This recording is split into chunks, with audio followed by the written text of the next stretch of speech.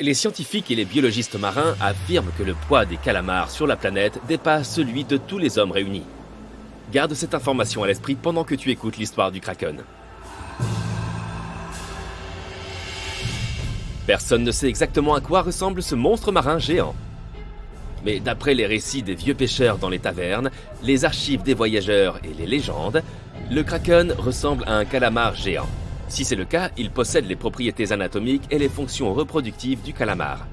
Et c'est un gros problème pour nous, car un calamar femelle peut pondre de 3 à 100 000 œufs. Même si la plupart d'entre eux ne survivent pas, c'est beaucoup. Nombre de ces créatures vivent dans les sombres profondeurs de l'océan, qui n'ont pas encore été entièrement explorées. Pourtant, il semblerait que nous en saurons bientôt plus sur eux. Le métabolisme de ces créatures s'accélère grâce à l'augmentation de la température de l'eau, ce qui entraîne une croissance de la population. Les scientifiques appellent les calamars les mauvaises herbes des mers, en raison de leur reproduction rapide. Ils sont susceptibles de dépasser la population de tous les poissons et mammifères. Ils seront peut-être bientôt si nombreux qu'ils n'auront plus assez de nourriture au fond de l'océan. Ils commenceront alors à migrer vers la surface. Des petits calamars et des monstrueux géants. Et qui sait, il y aura peut-être un kraken parmi eux, ou plusieurs, ou même des dizaines, des centaines de milliers. Et si cela se produisait, l'humanité et tous les animaux de la Terre seraient évidemment confrontés à un énorme problème. Penchons-nous sur le sujet. En tant que maîtres de la nature, les hommes sont en mesure d'inventer des produits toxiques pour détruire les krakens. Mais comment répandre ce poison?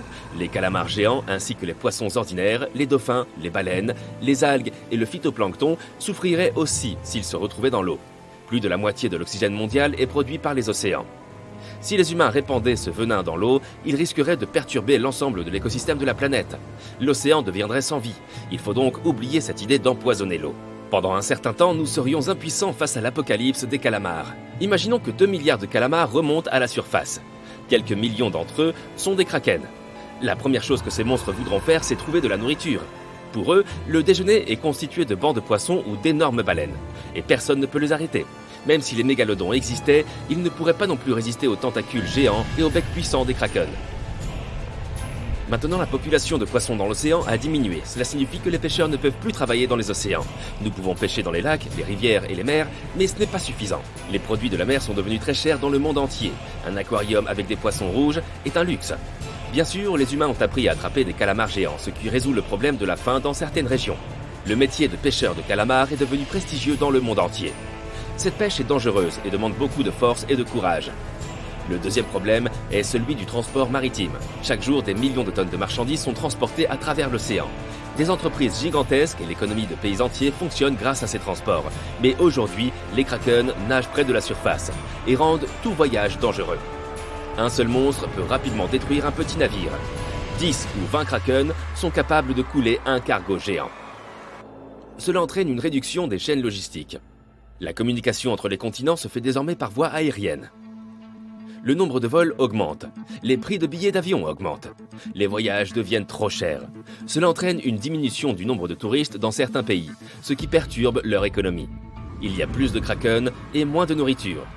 Se reposer sur une plage devient également dangereux. Des calamars géants agressifs et affamés peuvent venir sur le rivage pour attraper les baigneurs au soleil. Tous les rivages sont clôturés, la baignade est interdite. Bien sûr, les scientifiques inventent des choses pour lutter contre les calamars. Les barrières sonores, par exemple. Chaque navire est dorénavant équipé d'un appareil qui envoie de puissantes ondes ultrasoniques dans l'eau. Elles font fuir tous les poissons et libèrent le passage pour les bateaux. Au début, c'est utile, mais ensuite les krakens ne les craignent plus. Les ultrasons les mettent en colère. Ils se jettent sur les bateaux et franchissent les barrières sonores. Une autre chose qui les effraie est la lumière du soleil. Depuis des millions d'années, les krakens vivent dans l'obscurité du fond de l'océan. Leurs yeux étant habitués à l'obscurité, ils craignent la lumière vive. Partant ensoleillés, les navires se déplacent librement. Mais dès que le soleil descend sous l'horizon ou que les nuages l'obscurcissent, les monstres marins sortent des profondeurs de l'océan. Cela ne sert pas à grand chose car il est impossible de traverser un océan en une seule journée ensoleillée. De plus, rien ne garantit de ne pas être pris dans une tempête lorsque le soleil est caché derrière les nuages. C'est pourquoi on invente des projecteurs puissants. Ils dirigent leurs faisceaux vers les têtes des monstres et les entraînent dans les profondeurs obscures. Ces projecteurs sont coûteux, car ils nécessitent beaucoup d'énergie. Seuls certains navires peuvent s'offrir un tel appareil. Et tandis que les gens cherchent des moyens plus efficaces pour combattre les krakens, les calamars se multiplient encore et encore. Et cela devient la solution au problème. L'océan manque de poissons. La nourriture n'est pas disponible sur Terre. Comme un serpent qui dévore sa queue, les calamars commencent à se battre entre eux. L'eau se remplit de mousse et les calamars s'accrochent les uns aux autres à l'aide de tentacules. Les gros krakens battent les monstres plus petits. Leur population diminue. Quelques calamars géants de la taille de la tour Eiffel survivent après de longues batailles.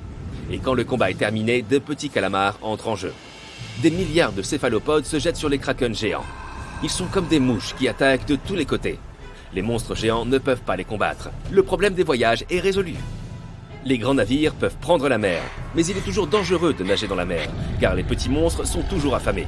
Les chaînes logistiques ont été rétablies, mais les poissons sont toujours rares dans les océans. Les calamars, tels des parasites, ne permettent pas à d'autres créatures de dominer. Et c'est là que les scientifiques viennent en aide aux poissons. Revenons un instant à notre réalité actuelle. Il existe ce qu'on appelle le forçage génétique. Il s'agit d'une substance qui modifie le code génétique des créatures vivantes. Par exemple, les scientifiques ont mis en œuvre un lecteur de gènes chez les moustiques responsables du paludisme. Les biologistes ont modifié le génome de ces insectes, de sorte que certaines femelles moustiques sont devenues stériles. Ces femmes ont ensuite propagé le gène dans toute la colonie de moustiques. Il en est résulté l'apparition d'un plus grand nombre d'insectes incapables de concevoir. Ils ont continué à propager le gène, et ce jusqu'à ce que la population diminue de manière significative. Le guidage génétique est un moyen peu coûteux de se débarrasser d'espèces envahissantes d'insectes ou de rongeurs. Les scientifiques peuvent ainsi contrôler la population d'espèces entières. Mais de telles actions peuvent être dangereuses. La disparition d'un animal peut perturber l'ensemble de l'écosystème et entraîner la disparition d'autres animaux. Dans le cas des moustiques, la nature n'a pas beaucoup souffert. Les scientifiques utilisent donc le forçage génétique contre les calamars. Mais pourquoi n'ont-ils pas pu le faire dès le début? Les calamars ordinaires ne représentent pas une menace, et leur espérance de vie moyenne est de 3 à 5 ans. Si les scientifiques avaient lancé un forçage génétique, alors en 7 ans, tous les petits calamars auraient disparu. Mais cela n'aurait pas fonctionné avec les krakens. Selon les mythes et les légendes, un tel monstre peut vivre plusieurs centaines d'années. Or, lorsque les petits calamars ont résolu le problème des grands, un lecteur de gènes entre en jeu. Il faut plusieurs années pour se débarrasser des calamars. L'écosystème océanique commence à se reconstituer. Les gens prélèvent des poissons et des mammifères marins dans les mers et les rivières et les transfèrent dans l'océan. La population de baleines, de requins, de pieuvres, de saumons et de centaines de milliers d'autres espèces augmente. Mais une autre menace se réveille dans les profondeurs de l'océan. Il s'avère que lorsque les calamars et les krakens vivaient au fond de l'océan, ils ont empêché des monstres encore plus terribles de remonter à la surface. Maintenant que tous les arthropodes ont disparu, de nouveaux monstres se libèrent. D'abord, des tremblements de terre marins se produisent. Mais les scientifiques découvrent que ce ne sont pas les fonds marins qui tremblent, mais le dos de crabes géants. Des centaines de monstres cuirassés et dotés de griffes remontent à la surface. Et cette fois, ils peuvent débarquer sur le rivage.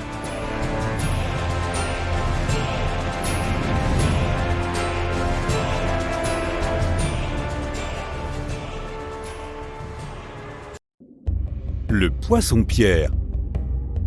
Les poissons-pierres ne vont pas gagner de concours de beauté, à moins que le concours ne soit celui du meilleur aspect de rocher.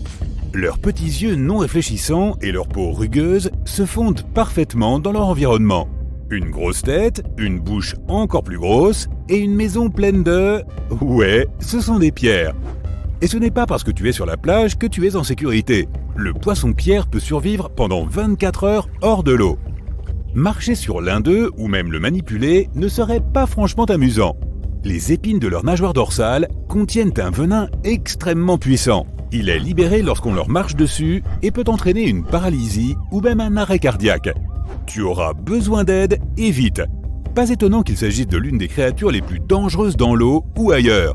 Sois prudent lorsque tu te faufiles dans les zones rocheuses. Ils adorent jouer à cache-cache. Le poisson dragon des profondeurs. S'il y avait un prix pour le poisson le plus affreux de l'océan, le poisson dragon des profondeurs le remporterait. Avec sa peau gluante, sans écailles, ses énormes dents et son visage que seule une mère pourrait aimer, ce vilain garçon des mers n'a rien à craindre. Il aime nager entre 213 mètres et 1829 mètres sous la surface de l'océan, là où les eaux sont les plus sombres et les plus froides. Comme d'autres créatures de cette liste, le poisson dragon des profondeurs se sert des parties bioluminescentes de son corps pour attraper ses proies. Il utilise aussi son appendice qui pend, doté d'une petite lumière rouge à son extrémité et qui sort de sa mâchoire inférieure. De nombreux poissons prennent cette petite lumière pour une proie, ce qui les attire directement dans les mâchoires du poisson dragon. Très malin, cher poisson dragon, très malin, en effet. Le poisson ogre. La fosse des Mariannes est une fosse sous-marine d'une profondeur de 10 668 mètres soit près de 11 km sous la surface de l'océan. Laisse-toi couler. Les scientifiques savent que la fosse des Mariannes existe, mais c'est l'un des endroits les moins explorés de la planète. C'est aussi la zone la plus profonde des océans sur Terre. Et bien que de nombreuses créatures n'aient probablement pas encore été vues par l'homme, les scientifiques ont eu l'effrayant plaisir de faire connaissance avec le poisson ogre. Le poisson ogre porte bien son nom, il suffit de regarder cette chose. Ce poisson est carnivore et se nourrit d'à peu près tout ce qu'il peut trouver et qui se retrouve dans sa bouche muni de dents pointues. Ces poissons comptent sur leur chimioréception par contact pour trouver leur proie. En d'autres termes, ils peuvent sentir les résidus chimiques provenant d'autres organismes vivants dans les eaux profondes. En effet, ils ne possèdent pas de cellules productrices de lumière sur leur corps, contrairement à de nombreux autres poissons des profondeurs. En plus, il fait plutôt sombre là-bas, alors tout ce qui croise leur chemin, ils le dévorent. Bien qu'ils aient l'air effrayants, ils ne constituent pas une menace pour les humains. Ils mesurent seulement 18 cm de long. Malgré tout, je ne voudrais pas tomber sur l'un d'eux pendant une agréable baignade dans l'océan. Le Dunkleosteus. Curieusement, ce poisson préhistorique surnommé le T-Rex des mers n'avait pas de dents. Celles-ci étaient remplacées par des plaques osseuses qui lui permettaient d'avoir la morsure la plus forte parmi les autres monstres de sa taille. Le requin lutin. Si tu pensais que les films sur les requins étaient effrayants, la prochaine créature des profondeurs te fera jurer de ne plus jamais faire de plongeon dans l'océan. Cependant, il vit à 914 mètres sous l'eau et tu ne le verras probablement jamais face à face. Le requin gobelin ressemble à un croisement entre un requin et une créature issue de ton pire cauchemar. Ces requins sont dotés d'un museau proéminent en forme d'épée et d'une mâchoire qui s'avance pour s'adapter. Contrairement aux autres requins qui ont plutôt une teinte grise, cette chose effrayante n'est pas très jolie en rose. En dehors de leur comportement effrayant, que savent vraiment les scientifiques sur le requin lutin ? Eh bien, pas grand-chose, si ce n'est qu'il peut atteindre 5 mètres de long. On dirait qu'il y a encore beaucoup à apprendre sur ces gars-là, si tu oses te lancer. Au fait, tu savais que les requins ne dorment pas ? De nombreuses espèces doivent faire circuler l'eau à travers leurs branchies pour obtenir de l'oxygène. Ils ne peuvent donc pas tomber dans un sommeil profond comme nous le faisons. C'est pourquoi ils restent à moitié éveillés pendant leur repos. En général, les requins ne ferment même pas les yeux. Le scalet féroce. Ce requin est une horreur vivante, avec des dents inférieures grandes et pointues, tandis que les supérieures sont beaucoup plus petites. Lorsque ses dents tombent, le requin les mange pour obtenir son niveau de calcium. Une solution plutôt intelligente pour un requin. Le requin lézard. Étudier le requin lézard, c'est comme regarder à travers un portail vers les temps préhistoriques. En effet, les scientifiques pensent que ces requins, qui ressemblent à des anguilles, n'ont pas beaucoup changé depuis que leurs ancêtres les plus anciens ont parcouru les eaux profondes, si bien qu'on les appelle parfois des fossiles vivants. La bouche de ces animaux est remplie de 25 terrifiantes rangées de dents pointues orientées vers l'arrière, 300 au total. Elles sont conçues pour saisir les proies et les tenir fermement afin qu'elles ne puissent pas s'échapper, selon les premières études sur le requin réalisées en 1884 et publiées dans le bulletin de l'Institut Essex.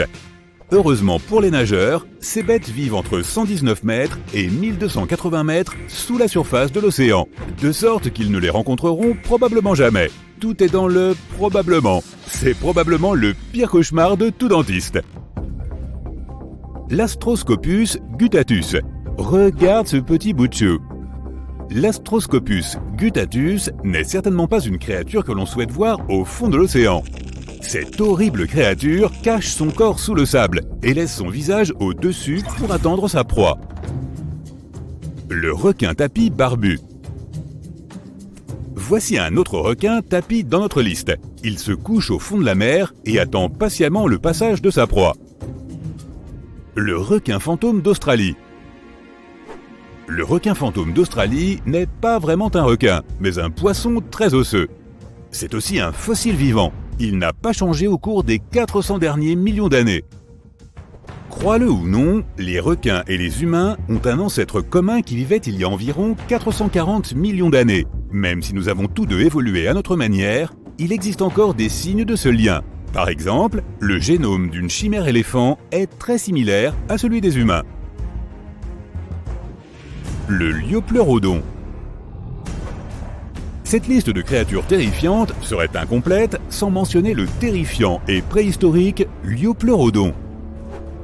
Ce reptile marin carnivore existait au stade calovien du Jurassique moyen et régnait sur les eaux avec ses 2,7 mètres de long.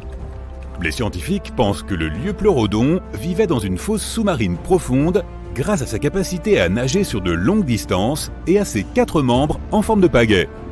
S'ils n'étaient probablement pas capables de se propulser vers leur proie comme d'autres animaux de la région, ils parvenaient néanmoins à accélérer et à attaquer de manière absolument impitoyable et efficace.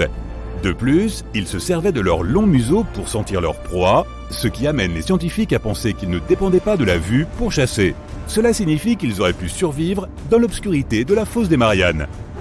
Il y a environ 150 millions d'années, le liopleurodon s'est éteint en raison de la concurrence pour les proies avec d'autres reptiles marins en plein essor. Et je pense que je parle au nom de tous lorsque je dis « merci mon Dieu pour cela ».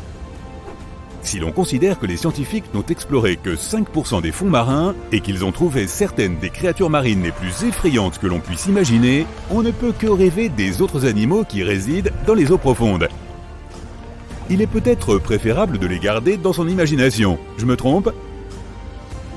Le requin grande gueule. Ce requin est un filtreur et il est gentil avec les humains, bien que son énorme bouche puisse paraître assez menaçante. Comme le requin pèlerin, il nage avec la bouche constamment grande ouverte, comme s'il était sur Twitter. Le grand gousier pélican. Cette anguille des profondeurs a un ventre facilement distendu qui lui permet d'avaler des proies qui font 2 fois sa taille en une seule bouchée monstre. Elle a une mâchoire de forme très inhabituelle et peut atteindre une longueur de 61 à 91 cm. Tu vois cette grosse bûche près du fond de l'océan ? C'est peut-être une partie d'un vieux navire, un trésor, de l'or, des diamants, je suis riche. En t'approchant, tu remarques quelque chose. Elle nage. Ce n'est pas un requin ou un dauphin, c'est un crocodile d'eau salée. Maintenant, ne panique pas. Si tu tombes sur un de ces reptiles dans la mer, il est peu probable qu'il te considère comme de la nourriture. Les crocodiles ont une valve spéciale dans leur gorge qui les empêche de se noyer sous l'eau. Mais cela ne veut pas dire qu'ils ne peuvent pas mordre. Normalement, ils se dirigent vers une île voisine et le moyen le plus rapide d'y arriver est de faire du body surf. Ils ne peuvent pas vraiment prendre le ferry. Tu peux les observer de loin, mais ne nage pas tout de suite vers le bord. Ils aiment tendre une embuscade à leur repas dans les eaux peu profondes. S'il y a un moment où je voudrais voir un grand requin blanc, c'est quand je plonge avec des crocodiles. Ils acceptent volontiers un repas de la taille d'un crocodile si tu sais les motiver correctement. Tu crois savoir ce qui se cache dans les profondeurs de l'océan ? Alors que près de 95% de nos océans n'ont pas encore été explorés, il est difficile de ne pas laisser libre cours à son imagination.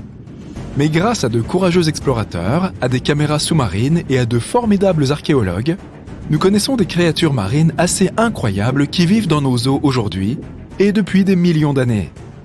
De l'araignée de mer de 2,7 mètres au mégalodon préhistorique de 18 mètres, ces habitants de la mer sont de toutes formes et de toutes tailles. Mais concentrons-nous sur les créatures sous-marines célèbres pour leur taille gigantesque.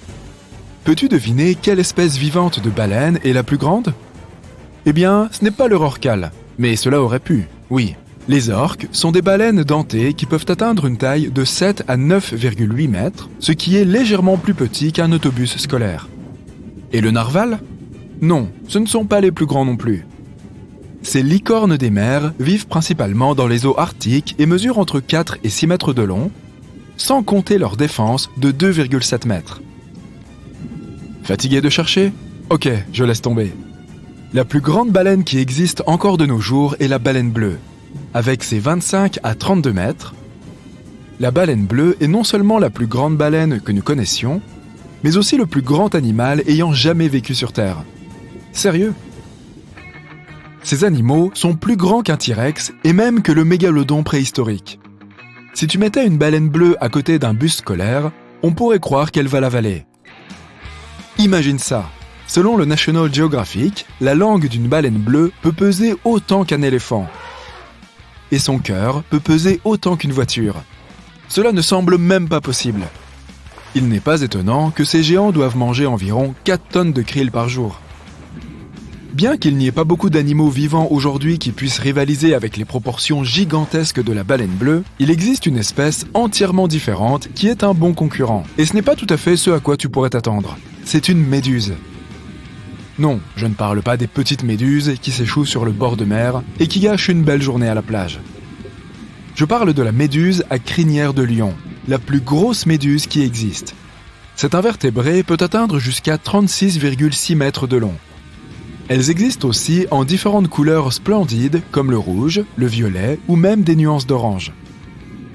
Et comme si leur longueur n'était pas impressionnante, la méduse à crinière de lion possède 8 ensembles de 70 à 150 tentacules, ce qui signifie qu'elle peut en avoir jusqu'à 1200 au total. Et voici la géante raie manta océanique, le plus grand type de raie au monde. Leur envergure peut être plus longue qu'un autobus. Ces animaux peuvent atteindre 9,1 mètres de long. Ils ont également le plus gros cerveau par rapport à la taille du corps parmi tous les poissons. Contrairement à leurs cousines les raies, les mantas n'ont pas de queue venimeuse. Et alors que la méduse à crinière de lion et la baleine bleue n'ont pas encore été battues au titre de créature marine la plus longue, il existe une créature marine qui peut devenir encore plus grande en longueur. La galère portugaise, avec ses tentacules, peut atteindre une longueur de 50 mètres, selon le site mentalfloss.com. Bien que cette chose ressemble à une méduse, il s'agit en fait d'un siphonophore. Et il en existe des centaines, voire des milliers, qui sont génétiquement identiques. Leurs longs tentacules aident l'organisme à attraper ses proies, et leur piqûre est mortelle pour la plupart des animaux, et même pour les humains dans certains cas. Ce qui est encore plus effrayant, c'est que si l'un des tentacules se détache de l'organisme pour une raison quelconque, il peut flotter dans l'eau pendant des jours avant de se décomposer. Même s'il se détache, ce tentacule peut encore te piquer. Mais ne fuis pas l'océan tout de suite. Les chances d'être blessé par une piqûre de galère portugaise sont plutôt minces. Cependant, si tu te fais piquer, les effets secondaires ne sont pas beaux à voir, avec des cloques, des crampes d'estomac, un rythme cardiaque élevé et des maux d'estomac. Même si tu ne veux pas t'approcher de ces longues créatures, elles sont vraiment belles à regarder. Regarde toutes ces couleurs. Le Chastasaurus est le plus grand reptile marin qui ait jamais existé.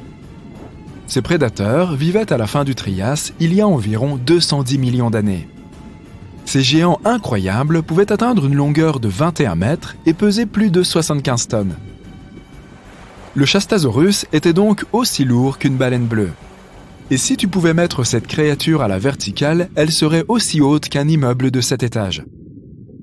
Malgré les apparences, elle était en fait assez mince pour sa taille. Sa cage thoracique mesurait seulement 2 mètres de large. On pourrait penser que ce grand gaillard dévorerait les autres dinosaures, mais ce n'est pas du tout le cas. Ce reptile survivait grâce à un régime composé de petits poissons et de céphalopodes, comme les pieuvres et les calmars. L'Albertonecte est un excellent représentant de la famille des plésiosaures, ce qui signifie que ce reptile marin avait une petite tête sur un cou incroyablement long et de grands membres en forme de nageoires qui l'aidaient à se déplacer dans l'eau. Ces créatures occupaient les mers autour de l'Amérique du Nord il y a 76 à 70 millions d'années. La longueur de ce monstre des mers pouvait atteindre 11,5 mètres, le cou prenant 7 mètres de cette longueur. Son cou battait tous les records. Il comptait 76 os. Aucun autre animal connu de l'humanité n'avait autant de vertèbres dans son cou. Les scientifiques ne savent pas exactement pourquoi ils avaient besoin d'un cou aussi long. Ils l'utilisaient peut-être pour ramasser des coquillages sur les fonds marins ou pour capturer leur principale proie, les poissons et les calmars. Ce reptile aquatique avait également des gastrolites dans l'estomac, dont certains pouvaient atteindre un diamètre de 14 cm. Le Tylosaurus appartenait à la famille des mosasaures. Il dominait les mers peu profondes d'Amérique du Nord il y a environ 85 à 80 millions d'années. C'était un énorme prédateur, dont les plus grands représentants atteignaient 13 mètres de long. Il possédait un corps hydrodynamique étroit et une tête émoussée et puissante qu'il utilisait pour éperonner et assommer ses proies. Son corps était équipé de nageoires agiles et d'une longue queue ornée d'une nageoire facile à manœuvrer. Le Tylosaurus était carnivore et son régime alimentaire comprenait non seulement des poissons, des tortues et des petits requins, mais aussi d'autres mosasaures, des plésiosaures et des oiseaux incapables de voler. Voici l'Ophtalmosaurus. Ce reptile préhistorique a vécu à la fin de la période jurassique dans les océans du monde entier. Il pesait environ 2722 kg et mesurait environ 4,9 mètres de long, selon le site newdinosaurs.com. Soit à peu près la même longueur que le beluga de nos jours. Il est dommage que ces animaux se soient éteints avant que nous n'ayons eu la chance de les voir nous-mêmes, car leurs grands yeux caricaturaux et leurs traits de dauphin sont plutôt mignons. Bien sûr, les Ophtalmosaurus ont évolué au fil du temps pour devenir des ophtalmologues, ou médecins des yeux, comme nous les connaissons aujourd'hui. Non, ce n'est pas vrai, je voulais juste voir ta réaction. Le mosasaure est un prédateur véritablement gigantesque qui dominait les mers du monde entier il y a environ 66 millions d'années. Selon les preuves fossiles, certains spécimens pouvaient mesurer plus de 15 mètres de long. Cela fait de lui le plus grand carnivore marin de son époque. L'un des aspects les plus terrifiants de cette créature était sa tête de crocodile, ornée de centaines de dents tranchantes comme des rasoirs, organisées en 2 rangées sur les 2 mâchoires. Le fait est qu'il était assez difficile pour le mosasaure d'attraper ses proies dans l'eau. C'est pourquoi il possédait toutes ses dents ainsi qu'une particularité. Des dents ptérygoïdes ancrées sur les os du palais. Cela rendait la chasse et la prise de ses proies beaucoup plus faciles. Le Styxosaurus appartenait à la famille des plésiosaures et vivait à la fin du Crétacé, il y a environ 85 à 70 millions d'années. Au premier abord, tu pourrais confondre ce dinosaure avec un serpent de mer, et ce serait compréhensible de faire cette erreur. Les Styxosaurus mesuraient environ 10,6 mètres de long, mais leur long cou en forme de serpent mesurait plus de 4 mètres. Ils avaient un corps relativement petit et pesaient environ 4 tonnes. Leur bouche était pleine de dents pointues et coniques qu'ils utilisaient pour attraper les poissons. Ils n'avaient pas besoin de mâcher leur proie grâce aux 200 petits cailloux appelés gastrolites dans leur ventre, qui les aidaient probablement à digérer. En même temps, certains scientifiques pensent que le Styxosaurus utilisait ces pierres pour s'enfoncer au fond de l'océan à la recherche de types particuliers de poissons. Pour moi, ça ressemble un peu au monstre du Loch Ness, non ? Quel est le prédateur le plus effrayant de l'océan ? Le crocodile ? Je ne crois pas. Le monstre du Loch Ness ? Je t'en prie, il n'a jamais existé. Et le Chronosaurus ? Il a disparu, mais tu n'es pas loin du compte. Voyons ce qui se passerait si ces monstres existaient encore aujourd'hui. Tout d'abord, à quoi diable ressemblait-il ? Le Chronosaurus était un carnivore marin qui vivait dans la mer intérieure d'Eromanga, une mer fraîche de haute latitude. Elle couvrait de vastes zones de l'intérieur de l'Australie au début du Crétacé, il y a 90 à 120 millions d'années. Des fossiles presque complets de cette créature ont aussi été découverts en Colombie, un pays connu pour avoir hébergé de nombreux reptiles et tortues préhistoriques. Ceci laisse à penser que le monstre que je vais décrire a pu exister dans le monde entier. En entendant Saurus, tu as peut-être pensé que je parlais d'un dinosaure, mais il s'agissait en fait d'un reptile. Ils étaient les plus grands membres de la famille des pliosaures. Les fossiles retrouvés suggèrent qu'il pesait plus de 10 tonnes et mesurait environ 10 mètres de long. Pour échelle, le plus grand crocodile jamais mesuré était un crocodile marin du nom de Lolong, aux Philippines. Il mesurait 6 mètres de long et pesait un peu plus d'1 tonne. Il était donc presque 2 fois moins long et beaucoup plus léger qu'un Chronosaurus moyen. Ce qui fait que ce crocodile passerait pour un poisson rouge à côté de ce géant.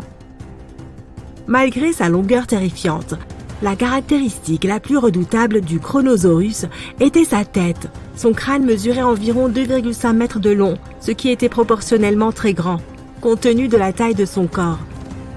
Tout ce qui a eu le malheur de se retrouver dans la gueule d'un Chronosaurus a dû avoir de faux espoirs. Après tout, ses dents n'étaient pas vraiment tranchantes.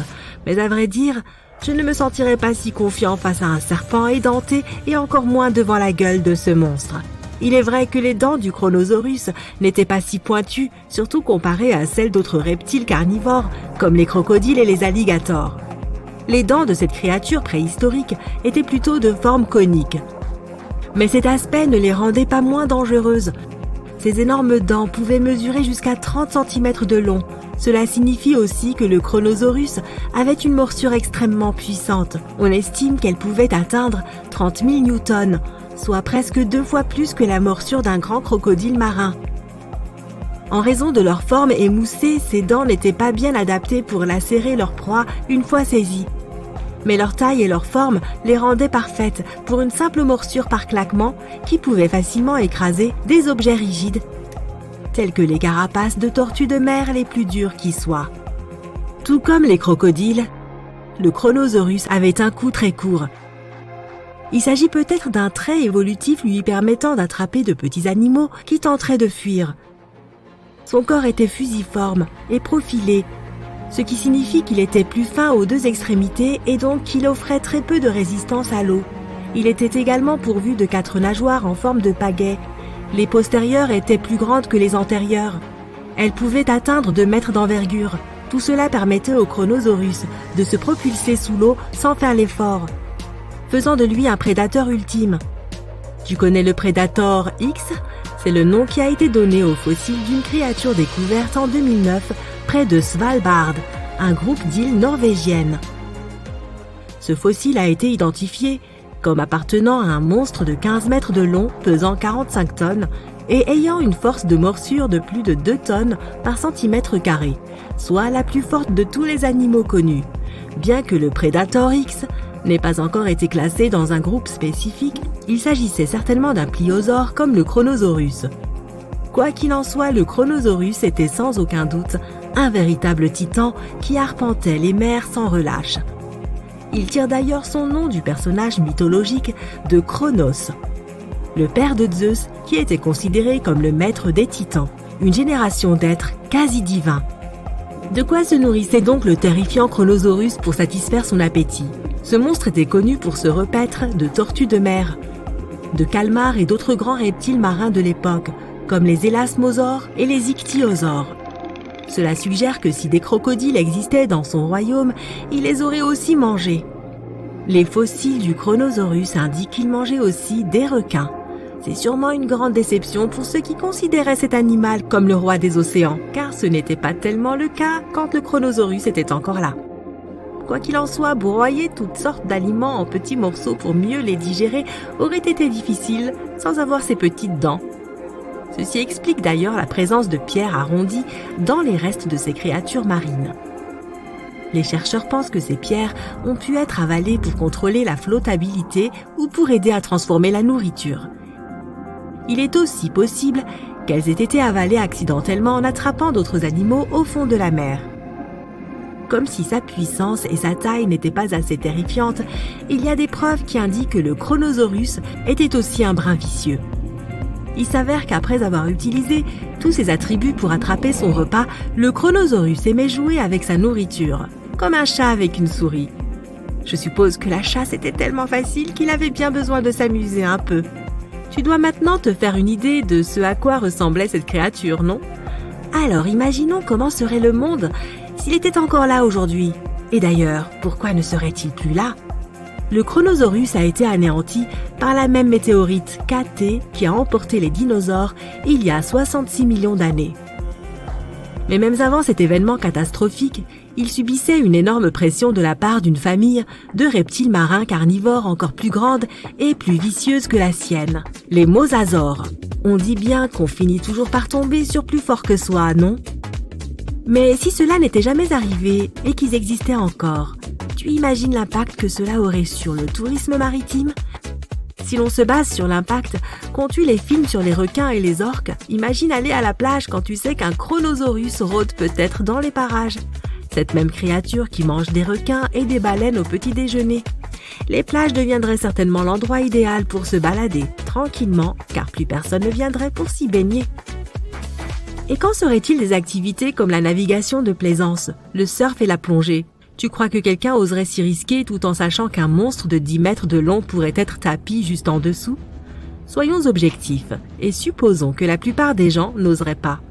Cela paralyserait l'industrie mondiale du tourisme maritime, qui rapporte environ 143 milliards de dollars par an. Pour que ça te parle mieux, sache que le yacht le plus cher qui ait jamais navigué s'appelait le History Supreme. Sa chambre principale était dotée d'une statue en os de T-Rex, d'un mur de météorites et d'un aquarium mural panoramique qui fait d'or 24 carats. Ce yacht valait près de 5 milliards de dollars, ce qui signifie qu'on aurait pu s'en payer 28 avec l'argent potentiellement perdu en un an à cause du Chronosaurus. Je suis sûre que le propriétaire de ce yacht était heureux que cette bête n'ait jamais décidé de s'inviter dans son aquarium de luxe. L'History suprême, qui aurait appartenu à un génie des affaires malaisien, était même tellement luxueux que certains pensent qu'il n'a jamais existé. La rumeur veut qu'il s'agisse simplement d'un canular élaboré par le supposé concepteur. Mais revenons à nos moutons. Les gens seraient en grand danger qu'ils soient près de l'océan ou non. Je ne dis pas que cette chose se ferait pousser des pattes pour venir nous dévorer sur la terre ferme. Je veux juste souligner les dégâts que le Chronosaurus causerait par son impact sur le commerce maritime. En Amérique, le fret maritime représente 76% du commerce national. De plus de 100 produits pharmaceutiques vitaux proviennent de la mer. Je vais aussi énoncer une évidence en rappelant que l'océan représente une énorme source de nourriture pour nous autres humains. La présence du Chronosaurus pourrait avoir un impact important sur notre rapport avec l'océan, un espace que nous avons un peu trop tendance à considérer comme acquis.